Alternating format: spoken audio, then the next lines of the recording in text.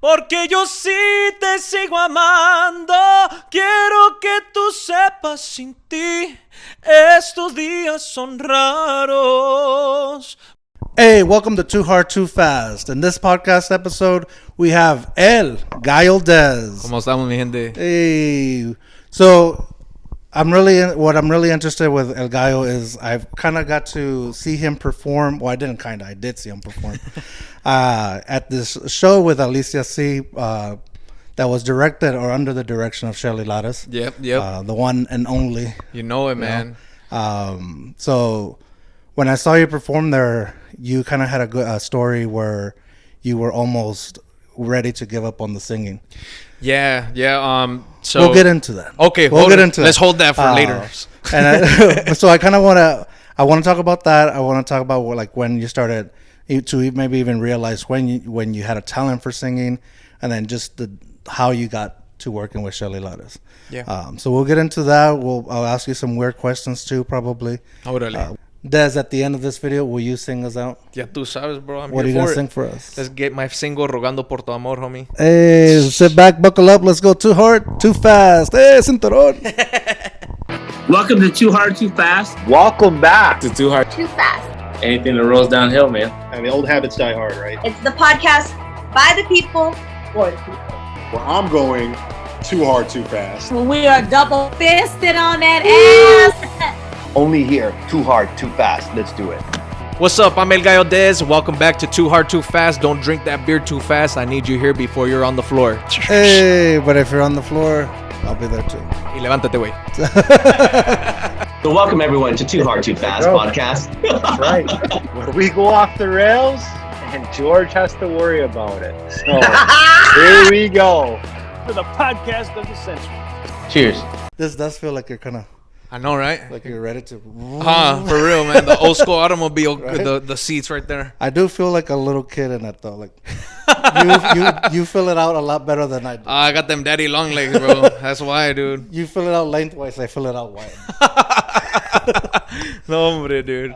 But El Gallo Dez, do you share your real name with people? Yeah, man. My government name is David Andres Hernandez. That's what my mother gave me. So I'm sure right now that you have a new song called Rogando Por Tu Amor. Yes, sir. It just came out in February, correct? Yeah. So I know you're making the rounds and kind of people are asking you different questions about it. So we'll talk about that too today. Cool. But of course, the question has to be like, where did El Gallo Dez name come from? El Gallo, man. So Shelly, when we first started talking, she had asked me, if I had a name for myself, and an artist name, and I told her I didn't really, and I thought about it for a second, and luckily I had this tat right here. This is a tribute to my father on my inner arm, and I called it El Gallo because he used to be part of Mariachi Los Galleros de Pedro Rey, and so I gave him that nickname. And so I looked down, I was like, what better way, to start off this career than by paying tribute to my father, who him and my mother introduced me to music. So I named myself El Gallo, and then Dez is the last three letters of my last name, Hernandez. So that's where it stuck, man. She thought it was great, and so I was like, all right, she says so, then it's good to go. That is pretty cool. So now that you're getting famous, when you make an autograph, do you write out El Gallo? I do, man. She has actually a booklet somewhere around here where I was practicing my signature and stuff. But yeah, I write El Gallo Dez and stuff. That's pretty cool. I'm still perfecting it, but it's there. Ghost. The ghost followed you from your last podcast, bro. I shouldn't have mentioned that. Shouldn't have mentioned it. Now they're coming, bro. El cucuy. El cucuy for sure. For real, bro. But so El Gallo Dez from your dad. So you say your dad was a singer already? He was in the mariachi. He played guitar. He was a beautiful, beautiful singer. And very, very brought his emotion out very well throughout all his songs and all his lyrics, which is one of the people that I studied, as who influenced me, as well as my mother and my brother. They all have beautiful voices and interpret songs very emotionally. So that's kind of where I picked up the pieces on who I am today and the skills I attributed from them.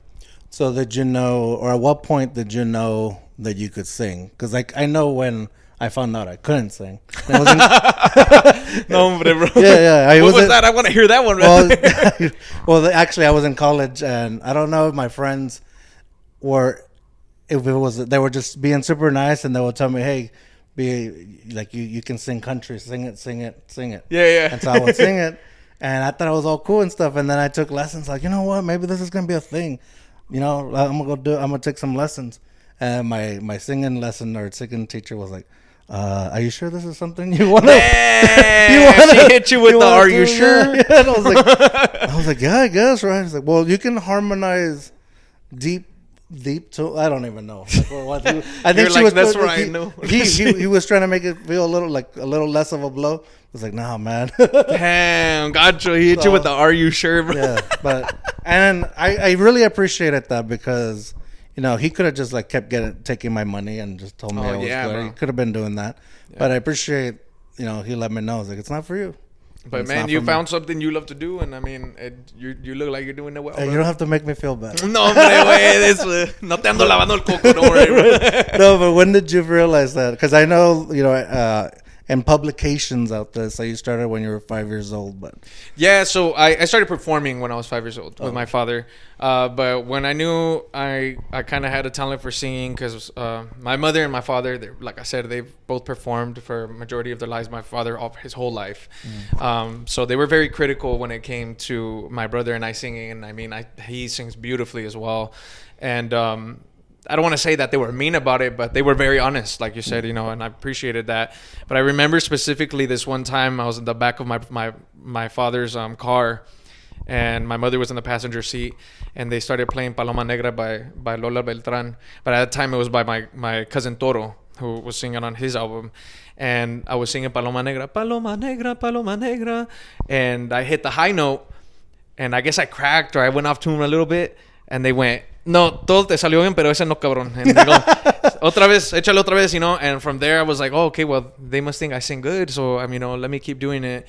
And it was all imitation. It was all imitation. I was very young. And then when I became 5 years old, my father gave me a traje de charro. And he used to take me on all his gigs and stuff. And I would sing, like Mi Mochila Azul and Que Chulos Ojos. That was the first song he ever showed me to play in front of a mariachi. And so since then, I've been performing ever since, doing talent shows, stuff like that, you know what I mean? And when I got older, because my brother's 13 years older than me, he introduced me to a whole new spectrum of music, whole new other genres like the crooner, the rap pack, you know what I mean, jazz and babyface R&B and Audio Slave, Sublime and Queen, all these other like amazing artists, and not just singers, but I mean stage presence. They're artists all around, entertainers. So that's really where I learned that I liked being on stage. I liked being in front of people. I wasn't scared or nervous. In fact, when I was in front of people, it was when I felt most comfortable to be myself and show my passion for what I was doing. So I could speak through people more than just words, Do you think that your parents like pushed you towards it, or it was something that you just felt was a calling? What if you didn't want to go that route, like singing? They never pushed me singing wise, but my mother and my father definitely did try to push me towards mariachi. Instead of letting me go into sports, they were like, "You're going to band." And so I picked up violin, I picked up trumpet, and the typical mariachi instruments. And I stuck to it for a little bit. I enjoyed it, but then after a while, I got to high school and I wanted to do other things, and I was brave enough to go against my mother's word, and I went behind her back and joined football for a little bit. Didn't like it too much, It was fun and all, but it just wasn't my thing. I wasn't too good at it. And then I joined drama, theater, which was like a huge calling to me as well. I love acting, and I think that plays a huge part in when I'm on stage and stuff. That, like Shelly said before, I become whatever song I'm singing. I like to interpret not only with my voice, but as well with my body language and my face and how I sing the song. So I don't think they so much forced me or pushed me that way. I kind of just already had a love and passion to do so.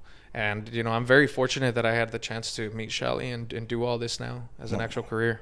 Nice. Yeah, the reason I ask is because talking a little bit before the camera started going, but about our families. Yeah. But so my son, I don't know what it is about him, but there's some kind of music vibe in him that he likes to sing, he likes to dance.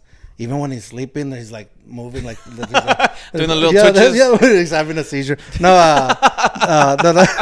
like we like to go to sleep with music on. Yeah. Or sometimes I can't sleep and he's already asleep. Or he's taking a nap and I'll put on some music, and all of a sudden I see him and he's kind of like going to the music. So I'm like, oh, maybe there's something there to explore. But then my head is thinking, am I just searching for that thing I couldn't do? And him. You never know, man. I mean, personally, you know, a lot of people have asked me, are you going to make them do like singing or theater? Because that's what you did.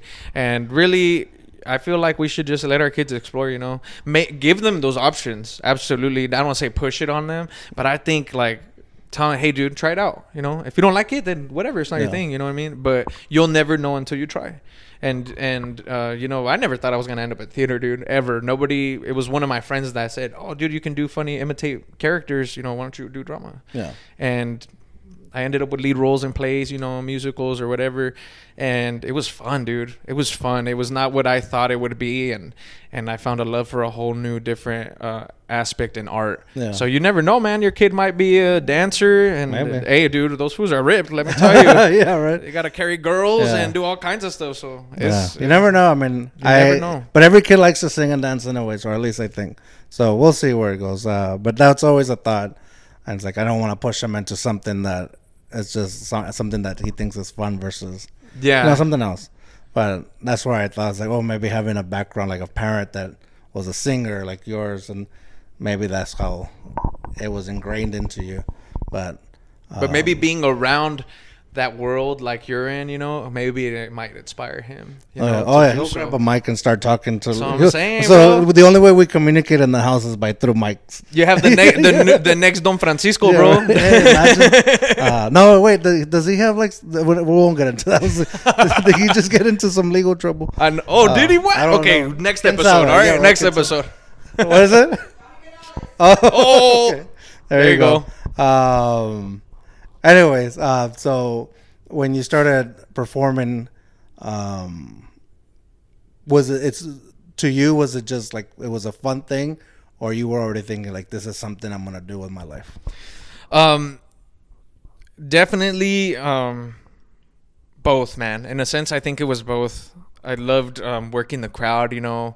I always loved talking to the crowd and trying to get them to laugh, and just seeing the joy on their faces and how invested they were with the performance. You know what I mean?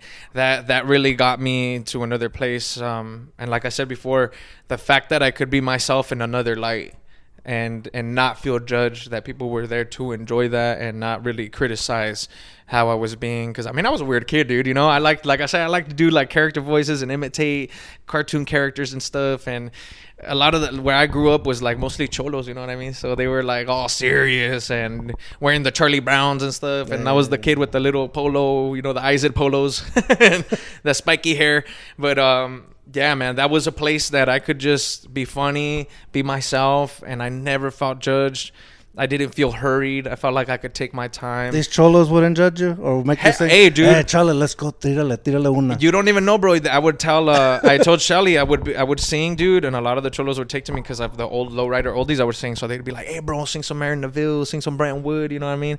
And I looked like a nerdy kid at the time, but they were friendly with me, man. Thank God. Hey, shout out to Pico Gangsters. Yeah, dude. Yeah, they were, everybody was always very supportive. Like when I sang, it wasn't to show off or anything. They just knew that was a passion that I had. I loved doing it all the time.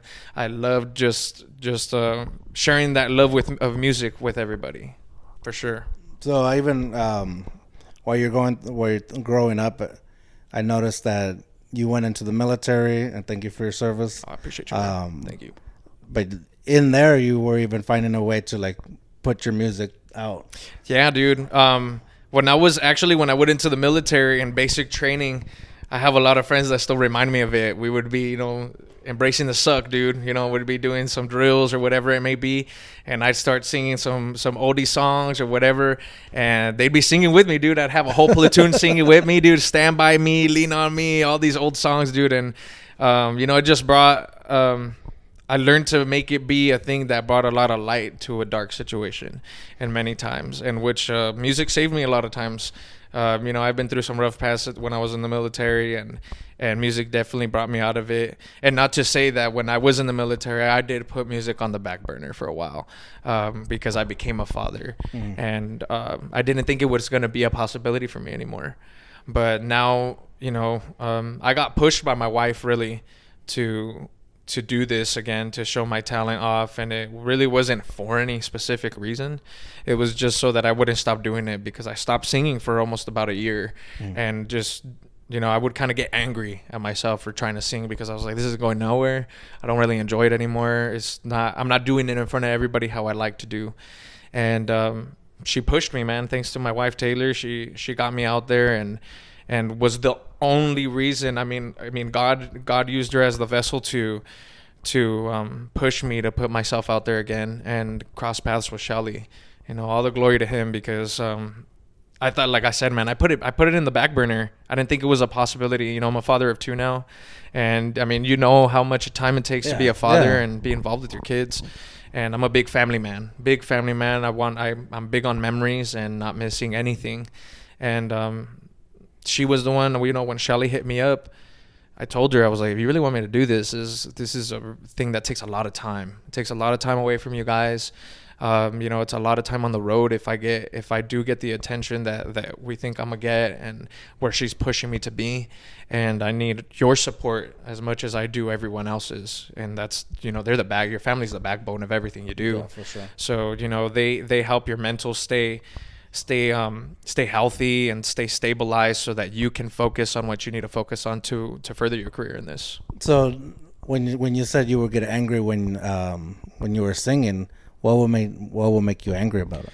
So just the fact that at that point in time, I wasn't able to do anything musically. I couldn't even go to karaoke bars. I couldn't go live on anything. I was just so busy with working, and you know, my oldest son is autistic, so I was very invested in his occupational therapy and advancing his speech and stuff like that, and going to school full time. And I mean, at that time I was driving 2.5 hours every day one way to be with him.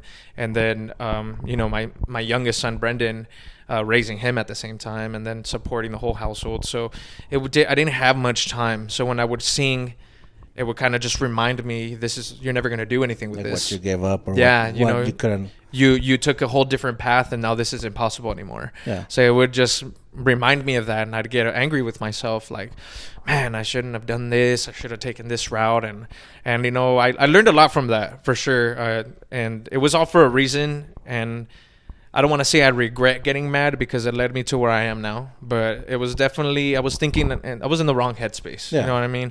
And it was just a way, I believe, in my belief, that God kind of gave me a detour for a bit, telling me, like, you're not ready, man. You're not ready for what can come and what is to come, and the plan I have for you to appreciate it, and you to be really actually focused on this career. Because, you know, a lot of people take this kind of position for granted. Like, it's a once in a lifetime opportunity. It's a huge blessing, and you know, a lot of people don't give him the glory and the thanks that he put you in this position, because a lot of people go, oh, it's coincidence that I crossed paths with this person, but it's not. It's God's plan, and he has his own timing, and it's all perfect. So I'm super grateful. Yeah, and you're right, I guess, in the sense where, who knows, if you would have hit it big back then, like you said, you had a conversation with your family of like, if this goes in the direction that we're planning, then it is going to be a lot of time away from you. And so with you guys growing up, I'm not sure how long it took between, well, you said about a year. Maybe it was that 1 year detour or pause that you guys needed to mature together and get to know, you know, the ins and outs of your new life. Yeah. Yeah, I mean, I met her while I was in the military. And so before the military, I had an opportunity to go to El DF, to Mexico City, and I performed a Jose medley. And I performed with, I shared the stage with, my uncle's orchestra and Angélica María, Manuela Torres, Fernando de la Morra. And it was a tribute for Eduardo Magallanes, which was a huge composer for Jose and a lot of the greats that we know as Latin artists from the back of the day. And, I wasn't really aware. I wasn't in tune with that scene. And I had some great window of opportunities open up. But again, my maturity level, I don't believe it wasn't the right time for me. Yeah. I definitely would not have appreciated it, and it would have gone down real quick. You know what I mean? Yeah. So now I feel like back then I had a different want for it. I was like, I just want to be famous and I want to be known as a star. And now I'm more like, I want to build something. I want to leave something behind for my family so that when I'm gone, they have these bridges, they have these opportunities to make their life easier. And if they want to take this career path in anything, not just performing, stage management or like film or whatever they may want to do, video production, they have hands that will reach out to them and say, oh yeah, man, I knew your dad or something, and they can have those opportunities themselves, as opposed to, I mean, I don't want to say by chance, but I mean, having to take to TikTok, you know what I mean? And try to have to put themselves out there, which obviously they will have to put in their work too. Everybody has to put in their dues and yeah, because you can get them there, but they have to prove they can stay there. They got to prove, they got to prove their place, and I'm still there, man. I'm brand new to all this, Shelly's advised me, this is the, I know you're excited, but this is the tip of the iceberg. Mm-hmm. This is nothing to what will come, what is to come. And I'm grateful that I have her as a mentor, man. Like, and not many get such guidance like her. She's super perfectionist, and very very passionate about what she does, which makes this career feel like not work. It just feels like somebody else that shares that same amount of passion for you, and you just want to learn from them. You want to pick their brain, because she's a master of all crafts, dude. Like, she can run a whole show by herself, perform, instruct the band, the light guy, the sound guy, you know what I mean? And she's doing it effortlessly. It's not even breaking a sweat. So, to be able to have somebody who's been in the industry for 40 years and so respected, the more I do these rounds and see how much people look up to her it really makes me more proud to even know that she handpicked me out of the bunch. Perfect. Talking about TikTok, or mentioning that, I know you're on there. I'm kind of on there. I don't post. I should post more than I do. Yeah. Because it gets more views there. But it's just something about it. But China's watching, man. Yeah, they're spying on you. It's like they care about what am I doing with my personal life. You don't know the Truman Show, man. You're hitting the dot, bro. The Worm, if Worm's watching, shout out to Worm. He was my co-host. Órale, man. On TikTok, is that where you kind of got more recognized? Is that where you got picked up? Yeah, man. So how I met Shelly was that my wife, again, she was the one like, dude, you got to post on TikTok. And I would like you, but I was like, I don't really know about something about it, dude. Like, it just kind of strikes a nerve a little bit. But at that time, Adios Amor by Chris Nadal was kind of new, and it caught my ear. And really, I wasn't really that into that kind of music, but I heard it and I was like, wow, this is a really nice song. And I started singing a little bit, and my wife goes, you need to post it. Just post it, for shits and giggles. And I go, all right. So I got my younger son. I go, you want to be in a video with me? He goes, yeah, daddy. So I sat him with me. I memorized a little piece of Adios Amor. And I sang it, posted it, and an hour later, it's like 300, 500K likes. I was like, what the I was like, telling my girl, look at this. It's crazy, huh? And I go to sleep, wake up, it's at 1 point something million views. And I'm like, whoa. Dang, yeah. And, I was tripping out, dude. Like, I couldn't believe it because, it wasn't any cool quality. It was just me in the living room jamming out with my kid, and on a karaoke track on TV. And next thing you know, a mutual friend of ours, Lexi Rodriguez, hits me up through TikTok. And she's like, hey man, I have somebody that might want to speak with you. How would you be keen to, talking to her? And I go, yeah, sure, absolutely. So Shelly hits me up and she goes, before we go any further, do you know who I am? And I was like, I'm gonna be honest with you, no, I don't, and she was cool. I'm on Google, I'm on Wiki, bro. Go look me up after this conversation. And she starts telling me, would you be interested in being a real recording artist, or you want to just like keep the whole little TikTok fame and like it's not a really big deal? And I was like, no, I want to record, she's like, write songs, original songs and stuff. And so she goes, cool. And we hang up, and then I go on the Googly. Dude, I searched her up. I was like, shit. I look at my girl. I was like, I messed up, babe. I should have been smarter about I messed up. I told her I didn't know who she was. She probably hates me now. And no, man, she was, since then, she's been like family, dude. Like, she took this huge leap of faith with me, being that I was all the way in California and she's all the way over here.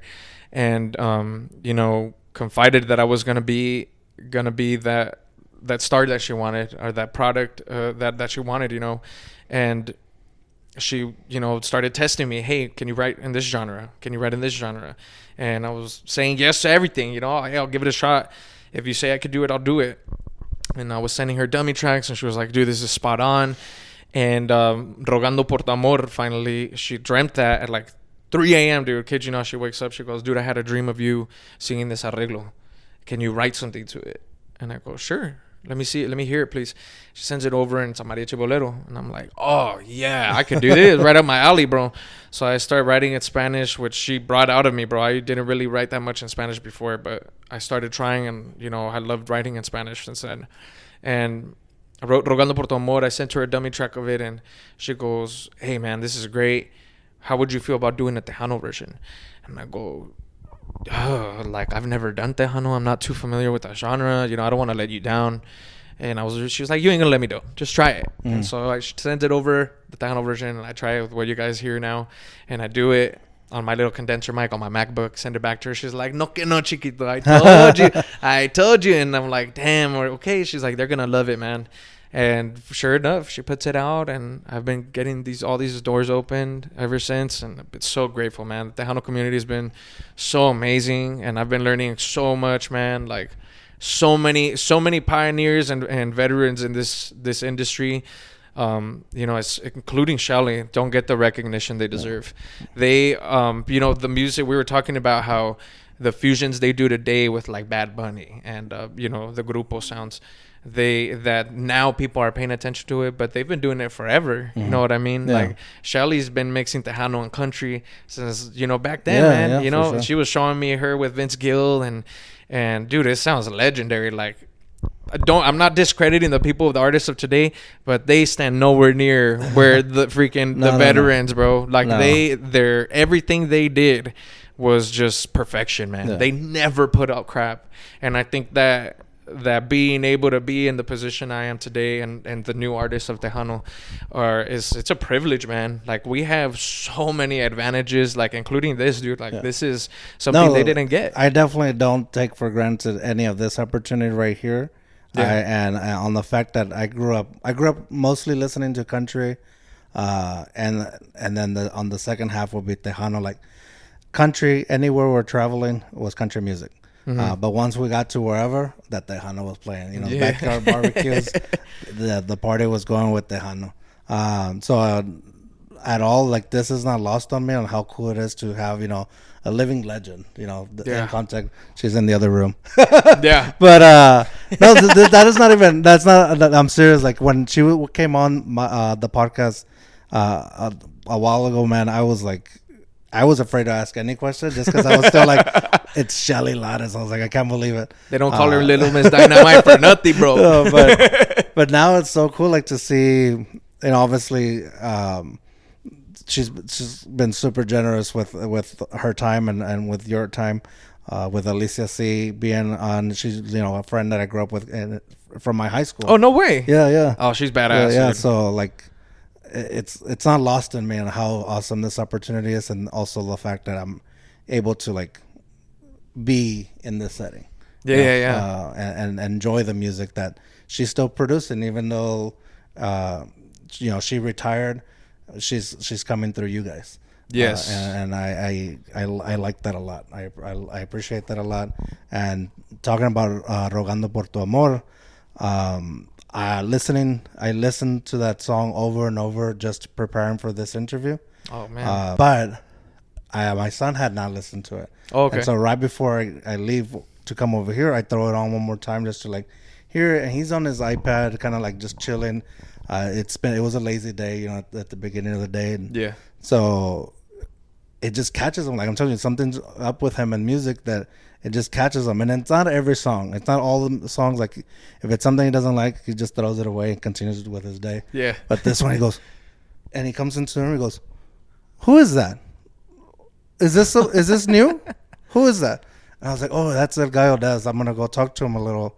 There he goes, "Who? El Gallo Dez." I go, "What does that mean?"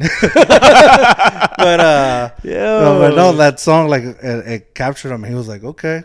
Wow. And then he went about his business. But it whatever he was doing, he was like walking around the corner, and then he stopped and came back and he was like, "Who is that?" Wow, dude, that's awesome. Thank you, Chico, if you're watching. Thank you so much, man. But no, like I think that just, to me, that's it a lot. Like just by the song, like it's like, and my wife was listening to it with me, and it's like there's one part like I'm not a music person, but there's like it goes yeah, and like that part, like, it gets me, dude. I don't know, like it's perfect. Well, Shelly came up with the melody, man. She had, I'm telling you, when she gets onto like something, she don't stop until she gets it, and pretty much all the time it's like quick, dude. Yeah. Quick. And that's one thing that I love working with Shelly, is that our chemistry musically is amazing, dude. Like honestly, on the drive over here, we finished 2 songs. So we you know, that we've been sitting on for a little bit, or I've been sitting on for a little bit, that she sent me, and she helped me finish those lyrically. And man, dude, it's awesome, dude, the things that I get to do with her. And really, like you were saying, the little things, that's Shelly speaking through the music right there, man. Like she's retired from stage, but she's not retired from producing. And she has a million other things that she's doing. She's a straight businesswoman, dude. Like I always say, she got Red Bull for blood, dude, because I swear, I'm like, I don't know when this lady sleeps, bro. She's going 24 hours a day, 7 days a week, and now you gotta keep up with her. I gotta keep up with her, bro. You know, I have to. And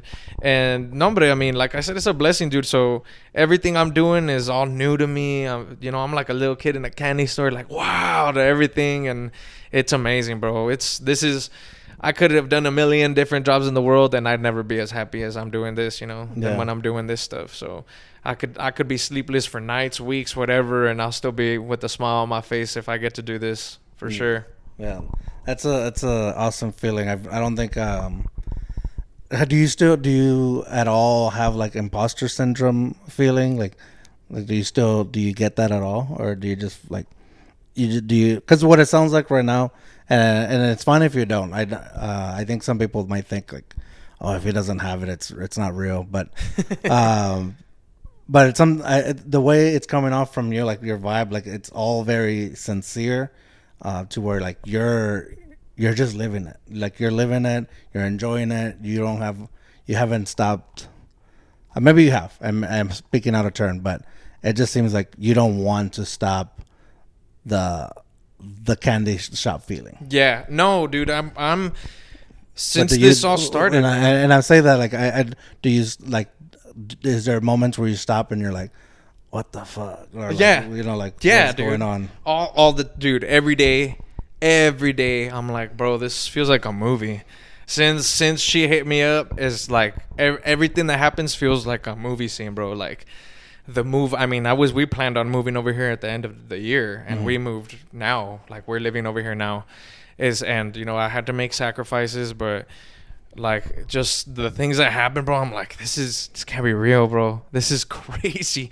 And it's just the beginning, you know. I hope to make this career extremely long and have Shelly by my side, and like always, dude, because I'm always going to need to learn. You know what I mean? There's always going to be something else that I need to learn, that I need to improve on, that I need to know so that I can continue this business. Because, I mean, I know I've been taught recently, and, you know, for a while, that doesn't matter how good you are, no matter how much talent you have, if you don't do the right step, take the right steps to do certain things, you know, like take care of your voice, or, you know, not burn bridges, or show face to people, to show appreciation for the promotion they're giving you, or even the fans, the support they give you, you can, as quickly as you get it, it can go away just like that. So it's a dream, dude. Like, I walk into stations, radio stations, and I mean, even this podcast, bro, it feels so surreal, dude. Like, I go back you don't home. have to make me feel better. No, bro. Hey, dude, seriously, like, I've never done stuff like this before. So, like, I go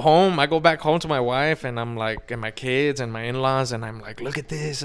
Look who I met with today. Look what they like, bro. And I'm serious, bro. Like, they put everything on the big screen, we watch it all together, and I'm like, that's crazy, man. You know, I even have like the first time I heard Rogando Por Tu Amor on the radio pinned to my TikTok, because I'm like, I watch it over and over again, and I'm like, that's a crazy feeling, dude. To hear yourself on the radio, it's a trip, dude. Or people saying my name, you know, like, it's crazy, dude. It's weird, like being like, oh, El Gallo Dez from California, or El Gallo Dez from wherever you are. And I'm like, whoa, dude, they're like talking to me, or they're talking about me, and there's, you know, my friends from high school, from life, that knew that I wanted to do this my whole life. I can almost see them being like, damn, dude, he finally got to do it. That's dope. And it brings a warm feeling, dude. Like, it's really cool. Brings a tear to your eye, bro. Y para los haters? Los haters, dude. You know, man, they're in disguise. I haven't really seen any haters. But for those of you, you know, nah, you don't. Ni Nah, modo. man, The ones that didn't believe, was they're lost in the back. bro. You know, there's always gonna be people that critique you, bro. But They all can you buy can their do tickets. they can buy their tickets, bro. You know, but really, love to everybody, bro. Yeah. Much love to everybody, because you need the haters too. You need the haters, bro. They give you attention, and they bring more masses. So nonetheless, bro, it's all love. To what I can say is, like, I can't imagine anybody not liking you, you know. And I don't appreciate it. I don't say that to bring on any invitations. El coco, Yeah, bro. no. But I'm saying it's like from meeting you, like in the short time, dude. I pulled up, and you offered to carry my biggest equipment, and I'm like, no, dude, I'm here for you. Oh, no, And you're bro. like, so that like almost instantly was like. You can see the sincerity of the person you are, and the music that you can sing from that. So I appreciate that. Like, I feel like, and I say that again, not to like, what's it called? Like, kiss ass, I guess. No. I say that because I can feel it. Like, almost instantly was very comfortable talking to you and meeting you. Likewise. I mean, you're giving me your time too, man, and I appreciate it. And, you know, I'll do whatever I can do to help you along as well. You know, like I said, I'm new. I got to pay my dues, man, and so I'm super appreciative of you if you're taking this time to do so. Huh? Say we're friends. Somos amigos. Somos compa. We're gonna share tequila soon, homie. Just say, look in my eyes and say we're friends, fool. Mírame, dude. What's next right now? Like, what would be the next thing that you're planning? So right now, I'm open for booking as of July, you know, and we're gonna be working on some singles, hopefully releasing them by the end of July, and a full album by the end of the year. To show my versatility, man. So I know you guys heard me for Tejano right now, and I plan to do more Tejano because I have a huge love for it, man, and it's still growing. I'm still learning a lot of things about the history of it and the community, but I also want to show the love I have for the other genres that I grew up with and stuff, including mariachi and jazz and oldies and all that stuff. Yeah. So I saw you at the showcase with that we kind of spoke about, and the other thing that really impressed me was the fact that you can sing different genres. And then obviously I started following you, and you can see on your social media as you sing different genres, and it almost sounds unreal, like to where I want to be that comment hater, was like, this is he's what is it called, lip syncing or whatever? This was lip syncing, yeah, este vato. But no, man, when I saw you in person, you did that Michael Bublé song. Yeah, dude, blew the roof off that. Thank you, man. I appreciate you. I was sitting in the back. Hey, give me your Chinese food. Yeah, right. Mírame. Mírame.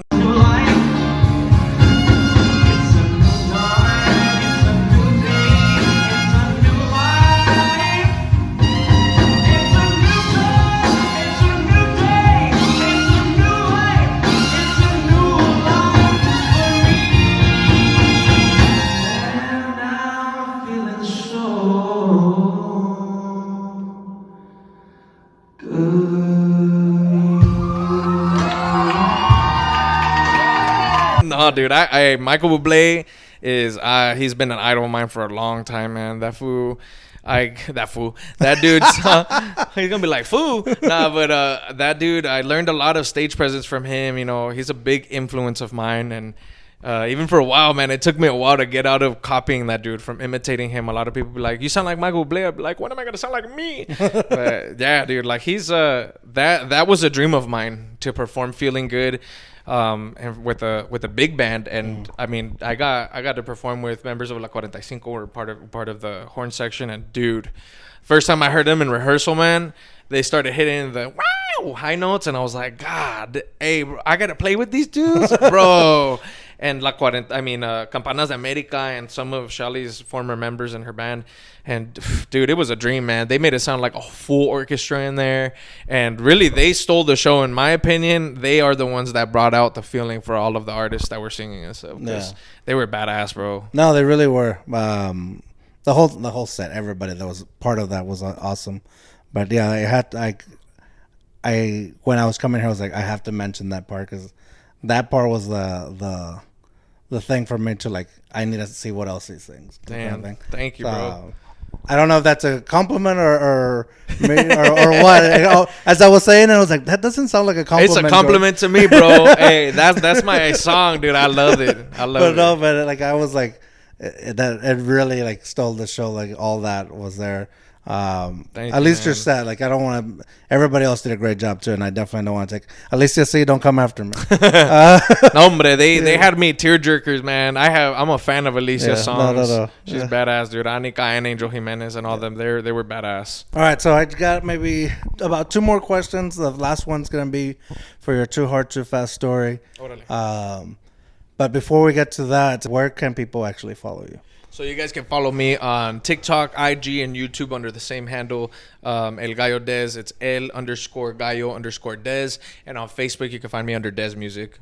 Perfect. And then your album, is there like a set date for when this is going to happen? There's not a set date for the album, but we plan on getting it out before the end of the year. Nice. And 2 more singles before that. So 2 singles are coming soon, hopefully by the end of July and next month. And but yeah, man, it's going to show a lot of versatility. Hopefully everyone likes it. Yeah, for sure. So I was a little hesitant to see if I wanted to ask this question, because I know you are a family guy. But if you're okay with it, how does it feel? Like, because when you hit the stage in that chador outfit, all the ladies and maybe even some guys were all about it. I was, I'm right there, man. No, but they were, so does it feel like, or like the way your stage presence to be kind of like that good looking vato up there? It's a trip, dude. I mean, I don't really see myself that way. I'm just to me, I'm just a regular old dude, bro. You know, I feel like I'm like the New Balance jorts dad. You know what I mean? On my regular days off, but it's flattering, dude, to see that all these people, look at me in that light. I only have my eyes for my wife. She's beautiful. My eyes, that's all I need. But even she gets a kick out of it, out of seeing the dudes and the girls. Meow, wow, making me red in the face and stuff. But no, it's very flattering, man. I enjoy all the love that I'm getting from the fans and all the support, because to me it's all the same. It's all love, dude. At the end of the day, I love meeting them and taking pictures with them and having a word with them. They're all amazing. So I'm very thankful for everybody who supported me that much. Perfect. And I say that pretty much in a joking manner, because it's, well, not to say that you're not good looking, but it's gotta be like weird to, like, you're on stage and you hear those cat calls or bro. Or like the I can't whistle, but like yeah, because there was some from all kinds of men, women, of all ages. It was happening, but I think it was set up, or at least to me as an outsider, it was like it's set up that way by the MC of the night. Jose Najuan. Yeah. I heard him, man. I heard him talking. No, but he's funny, bro. That dude at rehearsal was like, no, but my panties just dropped. No, but they're nah, man. It's really cool, man, that they see me in that light. And Alicia was the one that put me as hashtag baja panties and stuff. Yeah, I told my lady, dude, she gets a kick. I'm telling you, she gets a kick out of it, bro. It's all love, man. Yeah. It's all love. I know it's nothing negative. It never has been, never will be. No. And you know, even if people do feel that way, they know. And all honesty, I'm a family man. But hey, man, I welcome everyone with open arms. It's all love, bro. I'm here for it. No, and that's cool though to have like a partner that you can joke around like that and know or enjoy it. Like my wife, she'll hit me whenever there's like a good looking woman. I bet tu novia. It's like a good look. Or same things. Like it's like there's a guy with like washboard abs. I'm like, look at that guy. It's like it has nothing against this panza though. Oh, that's right. Like this 12-pack, baby. This 12-pack of beer. That's right, mama. But no, that's good that you can, you guys can have fun with that. And Yeah, dude. there's nothing wrong being a little bit of of eye candy for people, I'm cool with it, man. Hombre. Build I my know. self-esteem. Thank you. I know. I have to deal with it a few times. When I walk out of the house, I'm like, "Hey, ladies, Stop, hey, calmadas. I have to get to my truck. just trying to be a normal person like everybody else." Oh man, dude. Brad Pitt wishes he was like this. For real. No, but no, that was a question I wondered. It was just random, just a random question I had in my head. It's a good one, man. It's a good one for sure. Yeah. But well, for your too hard too fast story. So your too hard too fast story, a funny story that happened to you, a cautionary tale, or words of wisdom, whatever you feel comfortable sharing. I gotta go with words of wisdom, man. I've had a lot of lessons I feel like that life has brought me in a very short amount of time since this started happening, and that is that no matter how dark things may seem, no matter how you feel like the road's gonna end, just keep pushing, because you never know what God's plan is.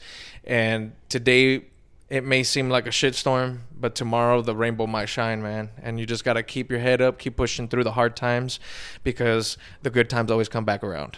Nice. For sure. Well, I like that, and you're a true testament to that. Absolutely. Perfect. Thank you, man. No, I thank you for being on. I would love to have you back on anytime. Thank you, brother. Now that we're amigos. Yes, I was home, but share some patron together, dude. Right? But anytime, man, I would love to have you back on and talk some more. It'd be a pleasure, bro. Thank you, man. All right, we just gone too hard, too fast with El Gallo Dez, and he's gonna sing us out right now.